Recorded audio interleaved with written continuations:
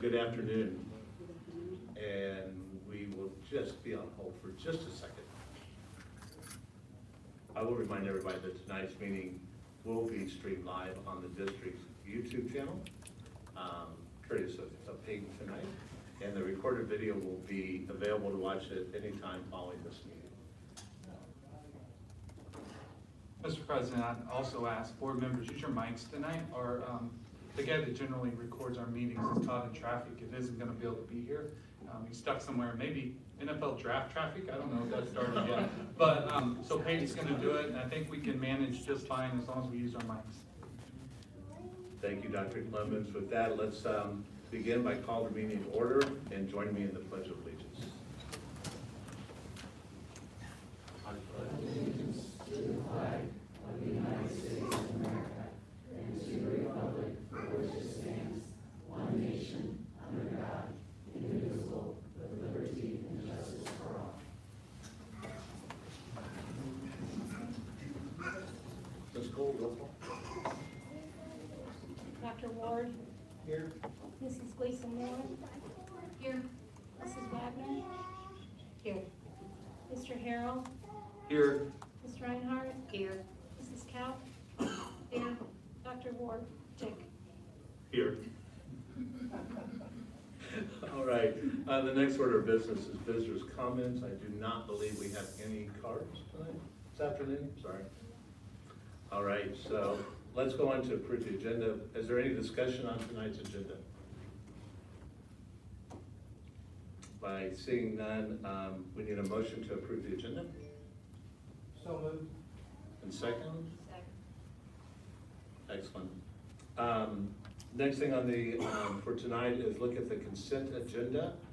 Do we have any discussion on the consent agenda? Seeing none, we need a motion to approve the consent agenda. So moved. And a second? Second. Excellent. Mr. Fritz, would you please give us the treasurer's report? Yes, definitely. Thank you, Board of Education. Tonight's treasurer's report is online in full detail. We have an executive summary as well as the financial reports associated with it. I'll give a brief summary.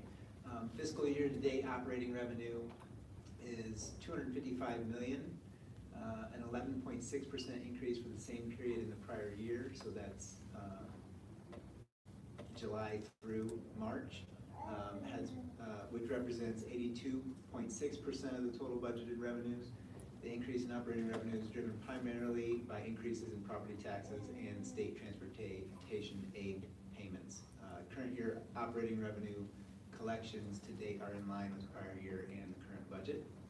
Fiscal year to date operating expenditures and encumbrances are $200 million, a 6.2% increase from the prior year.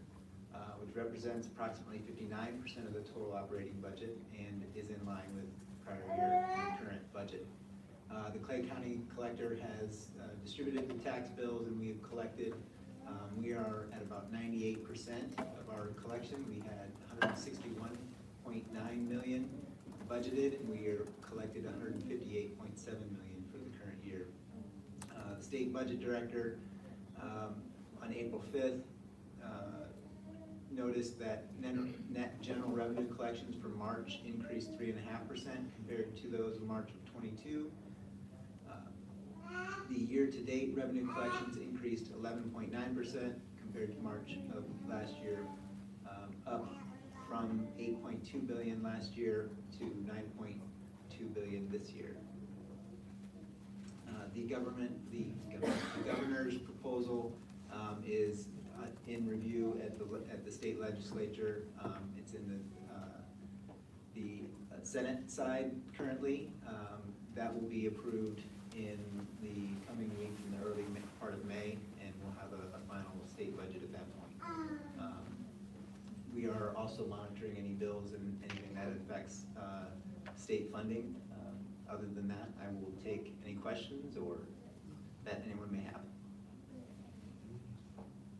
Any questions? Dr. Ward. Matt, I'm curious. I've talked to a couple of people who saw some myself personally included, some rather significant increases in assessed valuations. Do we have any, when we, planned on some in the preliminary budget we approved? What I saw and the people I've talked to would suggest that we may have been conservative when we put our budget together. Do we have any information from the county auditor as to what the outcome of reassessment is likely to be this year? We don't have any solid information from the county assessor. They typically don't like to give us anything but generalities. But I would say that yes, I myself have received an adjustment, and the percentage increase is going to be more than likely higher than what we have included in the 5-year forecast. Now, what I would say to that as well is we still have to go through the Board of Equalization where people go and protest those assessments, and so the end result remains to be seen, but we will get our best estimate in the upcoming budget for next year. So while our 5-year forecast was, I think we set it at around 4.25% increase, it'll probably come in closer to that maximum of 5%. But we, again, we'll have to wait and see what happens. Typically, there's a lot, the more people's assessments increase, the more people are motivated to protest those increases, so. I just was curious as to whether they had shown us the courtesy that we've enjoyed in the past of at least, I know it isn't final, I know it won't be final until August. I know there's usually a preliminary by the end of June when we have to do our first real hard cut. But I also would suggest that based on the people I've talked to, this is probably going to be a year. There's usually some misinformation distributed by the Kansas City Star, which indicates that the increase in assessed valuation translates directly to an increase in school district revenues. And I just want to make sure that people understand that the Hancock Amendment will kick in and it will crank back, so it won't be a one-to-one flow through on a percent increase. And it'll be limited back to 5% cap is what Hancock has. So while there was, I'm sure I wasn't the only one that had a small stroke when I opened that envelope, but at least it isn't a major stroke because it will be rolled back. And I just want to make sure we go on the record because we've been very careful with our patrons' tax burden. And the levy will, I would anticipate based on a very small sample of a dozen, that there will be a significant rollback this year. Yes, and that is the way it works. So while people's assessed valuation may go up, and this is across the board, whether it's personal real estate or business real estate, their assessed valuation may go up 10–15%. However, the school district is limited to collect an additional 5% of revenue based on that new assessed valuation. So the assessed valuation will not get rolled back. Our assessed valuation is right around $3 billion, so if it goes up 10%, we'll see that increase in our assessed valuation. But as you mentioned, our rate will get rolled back so that we do not collect more than a 5% increase on reassessed properties. And where I think it can have an impact, a positive impact on North Kansas City, is around that assessed valuation of our total district going up. That it does allow us to bond more when it comes time to issue bonds if at no tax increase. So it does raise that cap just a little bit. Although 5% is I know mine was like 19.5% increase on that received, but and it's capped at 5%. We're not that far off with our 5-year forecast. Were we 4.25? Is that what you? So Yeah. there's not that much room there, but I do think we'll reach that. It does feel promising in the folks that I'm talking to that they're in similar situations as we are. Thank you. Thank you, Dr. Ward. Any other comments on the budget? Seeing none, let's have a vote for approving the consent agenda as presented. All in favor? Yeah. Oh, we have to motion and then. Okay, sorry. All in favor, say aye. Aye. Opposed? All right, Dr. Schutz, it seems like you have an audience of some very young spectators. Yes, I believe the majority of our audience are here for the introductions of this evening. They had nothing else to do on a Tuesday afternoon. So very, very pleased to introduce you to several people this evening. First of all, I want to note, though, in your packet, you have recommendation for Dr. Keith Jones for North Kansas City High School. He was able to meet the staff this morning at North Kansas City High School, but could not be here this evening or this afternoon. He would like to come to your May 9th board meeting, so he'll be here in a couple of weeks. So of those that are here this evening, I would like to formally announce or introduce Dr. Anjali Avila. If you would stand up, Dr. Avila. Dr. Anjali Avila is being recommended for the Assistant Superintendent of Organizational Development. Dr. Avila will join the Superintendent's Cabinet after 6 years as principal at Chapel Hill Elementary. Prior to serving as principal, she was assistant principal at Fox Hill, an elementary school classroom teacher, and Dr. Avila earned her doctoral degree from St. Louis University in 2020. She was named the 2023 Clay Platt Distinguished Principal and is a graduate of our High Performance, High Potential Institute. Congratulations, Dr. Avila.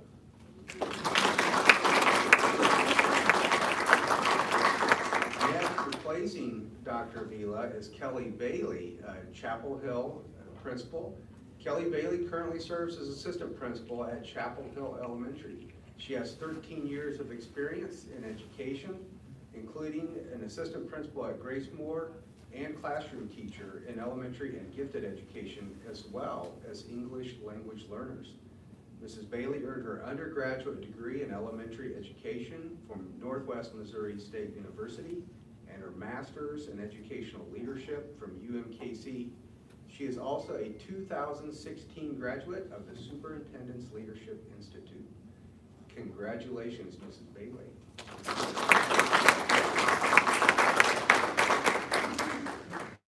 Next, we have Dr. Christopher Green. Dr. Green, if you would stand up, please.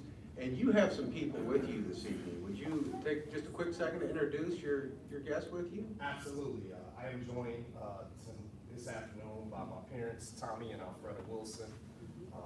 Two of my three sons, Christopher, who's going to be a first grader at Chapel Hill next year. We're excited about that. And Chase, who is occupied with these are my family. My wife couldn't be here. She's in the healthcare profession and wasn't able to be here. So. Okay. Well, welcome Dr. Green and Dr. Green's family. We're glad you're all here. So Dr. Green's being recommended for the principal of Maple Park Middle School. Dr. Christopher Green is joining us from Kansas City, Kansas Public Schools.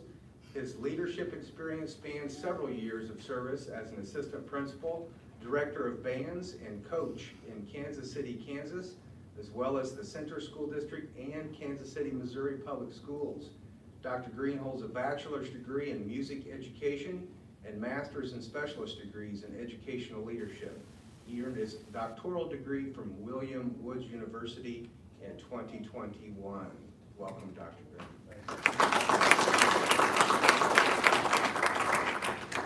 Jake Hartley.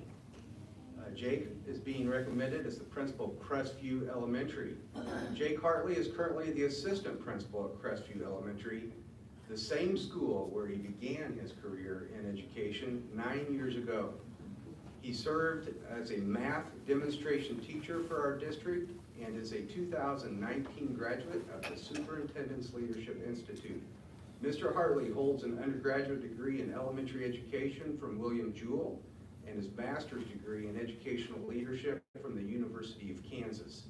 He will complete his doctoral studies at KU next summer. Congratulations, Mr. Hartley.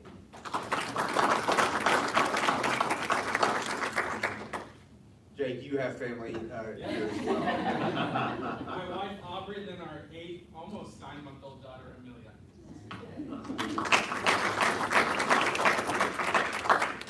And finally, Brittany Harris, principal, Grace Moore Elementary. And Brittany, you have family here, so. I have my husband Hayden Harris, my 4-year-old Tucker Harris, he's at the EEC right now having a great year with Mrs. Abdullah. I have Harper Harris, my daughter, she's 18 months old, and then my mom, Karen Barr. Welcome. Brittany Harris currently serves as the assistant principal at Grace Moore Elementary. She has 11 years of experience in North Kansas City schools, including teaching at the elementary and middle levels and serving as a teaching and learning coach at Gateway before transitioning to administration. Mrs. Harris earned her bachelor's and master's degree in education at Northwest Missouri State University and her education specialist degree at Arkansas State University. She is a 2018 graduate of the Superintendent's Leadership Institute. Congratulations, Mrs. Harris. Mr. President, that's all we have. Thank you. Just on behalf of our colleagues, all that are new to the district, welcome. We think you made the right choice. Well, actually, we know you made the right choice. For those that are moving into leadership positions, congratulations. We look forward to see your growth, and welcome Angelique to a new position. Yeah, nice. So yeah, so that was always a good way to introduce people. Thank you very much.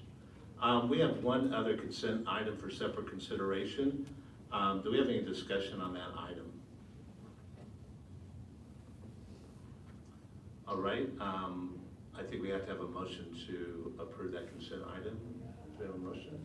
Motion to approve the separated consent item. And a second. Second. Thank you.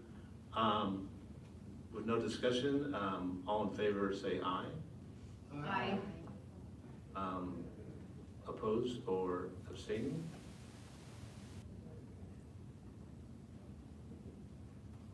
Abstain. Thank you. Perfect. All right. Let's now move into new business. And again, I'm going to turn over to Mr. Fritz, who will present the, oh, I should say this. Dr. Ward was always very good about this. You are welcome to stay and hear all this. You're also welcome to leave. Up to you, especially the young audience. If, they've been so good. Thank you. Yeah, no problem.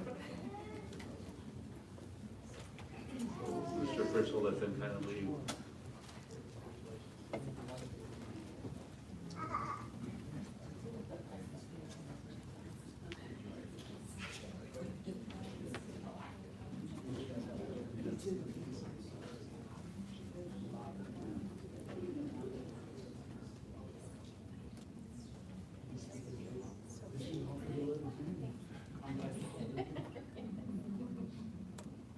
All right, thank you for that pause.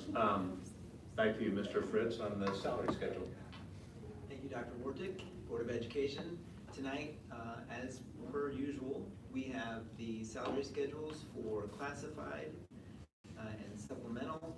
We have teacher salary schedule, and we have administrator salary schedule. I'm going to give kind of a brief highlight of each one, but I just would also first like to say thank you to everyone who has a part in this. I get it to get up here and say the message, but there's been a lot of people that have helped create our salary schedules, a lot of work in HR, a lot of work in finance, a lot of work with CTTN, and I would miss people if I named them all individually, but there's been a lot of group team effort in this. But with that, I'll start with the classified and supplemental salary schedules.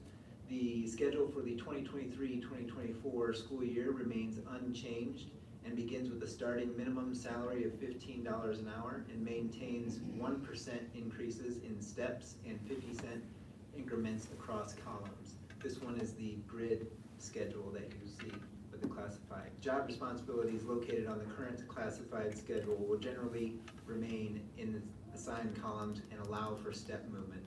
Staff will move 5 steps down the column assigned to their respective job responsibility to ensure all classified staff receive an increase in line with the goal of increasing wages at 5%.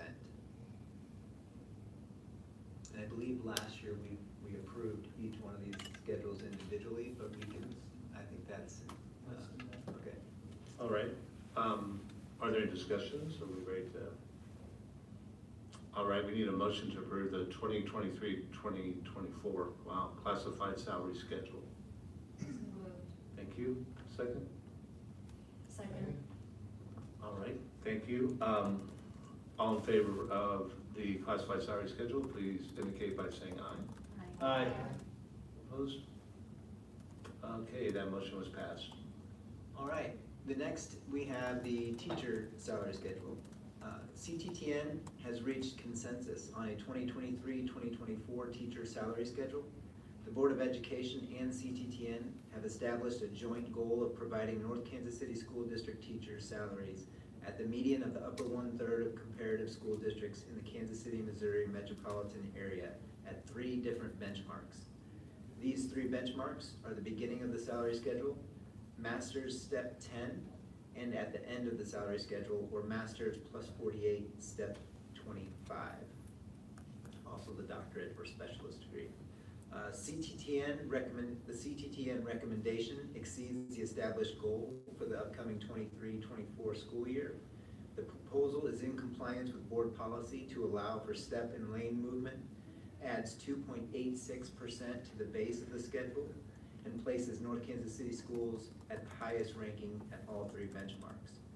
The 2.86 is at every step except for that first one. The first one we bumped a little bit more so that we could get it to a nice round $44,000. The proposed schedule provides for an average increase of approximately 5.5% based on early projections, with teachers moving down and across the schedule. Excuse me, there will be a significant number of teachers who are higher than the 5.5% average, and some that are not moving down and across the schedule that end up with a little bit lower than that 5.5% average. Also included here, I'd like to include the supplemental pay salary schedule, as it has been adjusted for that first step. Some of our roles within the supplemental are adjusted automatically with that first step in the salary schedule. And we also have other rates that have been adjusted slightly to provide a more competitive market rate for the duties assigned. Matt, if I could, would you mention that we added steps this year? Yes. I think that's a really important piece that Amanda and her team brought to our attention for those folks. I look over, Dr. Schutz really wanted these steps, so trying to make us, to help with retention of teachers by adding steps in some of our columns that have dead ends.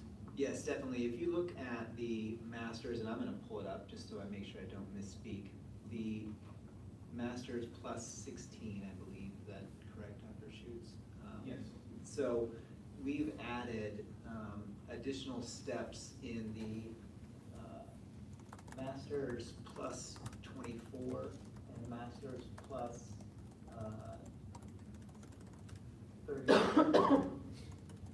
24, 32, 40. Yes, and you'll see those go down 2 steps lower, whereas the other ones kind of have a 1-step increase. We added those steps, and Dr. Schutz can speak to this as well, to better serve our folks as they come into the district from it allows us more flexibility with experienced teachers. It also allows us to continue to award our current teachers at those levels another step down the schedule so that they don't necessarily get stuck. So it's a tool that we're working with this year in order to help our retention and recruitment efforts. Yeah, as we continue to focus on people, our staff getting additional college hours to move over on the salary schedule, we also know that life happens, and sometimes we can't make that happen as with what's going on in either our involvement with coaching or families or what have you. And the number one complaint I know I've received, Amanda, probably you've received as well in the last few years, is those people that have bottomed out and don't have the ability to get a few more classes for a while, really don't get much in terms of salary increases. So this was our attempt to try to address a group that has been pretty vocal to us in the last few years. And although we won't be able to do this annually, I think it is a nice step to both help our human resources department hire, but also the retention of some of our folks to start looking around when they're not seeing that salary increase. So appreciate the board's consideration on that one. Dr. Schutz, you got anything you want to add? No, I think it's been said. I just had a question. I'm reading on this where you said the initial placement is negotiated prior to hire. Is there kind of like a baseline for experienced teachers that come in? I know it used to be, not necessarily in this district, but the most they would take in would be like 10 years of experience.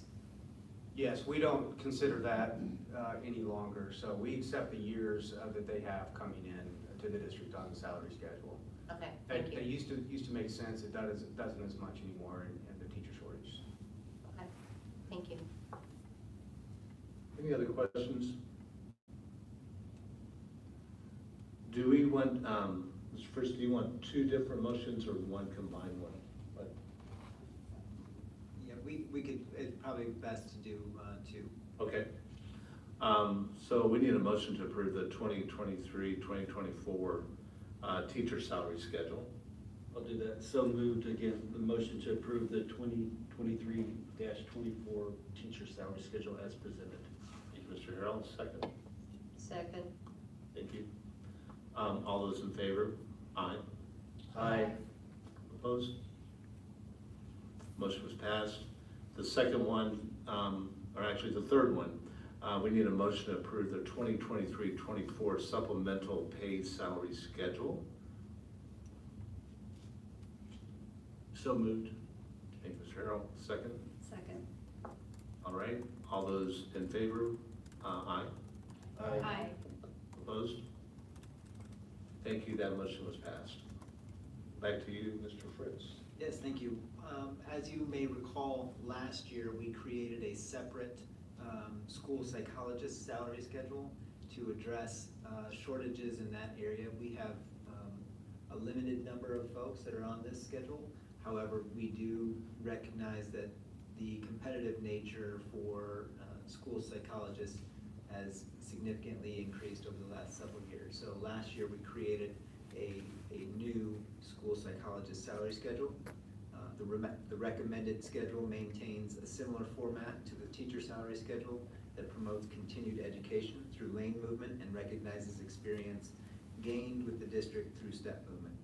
The proposal is in compliance with board policy to allow for step and lane movement, adds 3.5% to the base of the schedule, and provides for an average increase of approximately 5.5% based on early projections with staff moving down the schedule.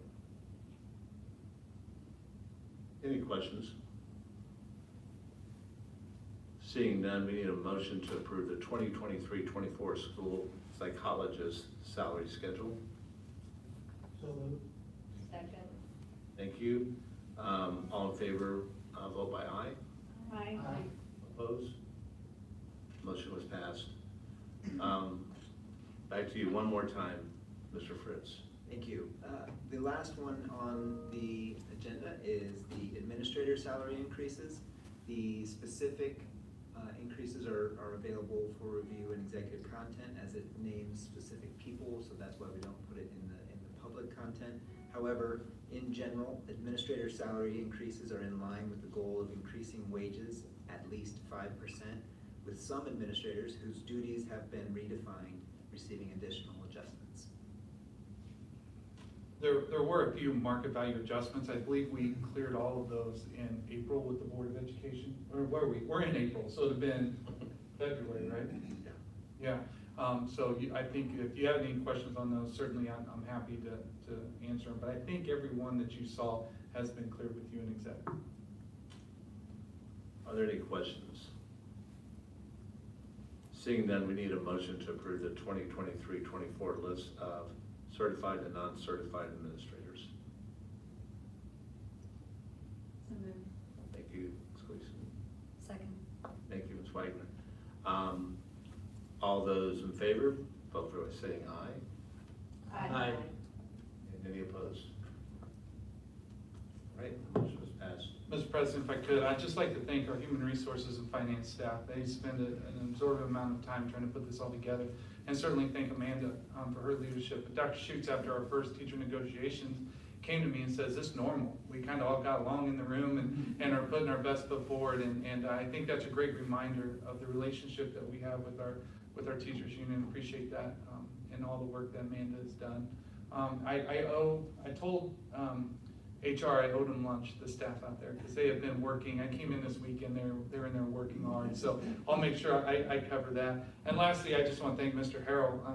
Gosh, it's like 2008 when you taught me this process. A long time ago, we would sit there for hours and try to go through scale by scale and make sure that everybody was paid appropriately and we didn't make too many mistakes. And so when you employ like 3,200 or more employees, it takes a little bit of time to coordinate this effort. And so Paul, thanks for teaching us the right way to do it. And I think it looks still very similar to the good old days, doesn't it? So thank you. Very good. Before we adjourn, please refer to the Boards of Education meetings, which is included in your agenda, and also the diploma responsibilities, which is, as a board member, great fun to do. And I know everybody really enjoys being part of that ceremony. Before we adjourn, I do want to say one thing. I know we, as a district, been through a couple really tough weeks. And Dr. Clemens, I like to say, for myself, and I think I speak for my colleagues, the compassion and the empathy and the focus on students was outstanding. It's like a point of pride. Well, certainly I work. Amazing. Yeah, thank you for that. I certainly work with the best cabinet that a guy could ever ask for, and that compassion carries through every teacher in the school district. Our folks, classified staff as well, just generally care about the young people we get the opportunity to work with. And so it all starts with the Board of Education is allowing us to do that, and I certainly appreciate you allowing students to have a voice. And I think that that's gone a long way with this community and certainly across the nation over the last couple of weeks. So certainly very proud to be the superintendent of North Kansas City Schools. Thank you. A special shout out to the staff at Staley, Nashua, and also Winnetonka, who went through their own tragedy at the beginning of the week. So not ending on a sad note, I mean, that kind of is, it's a pride, it's not sad. All right. I think we're ready to adjourn. Everybody's good? All right, let's adjourn the meeting. Thank you all very much.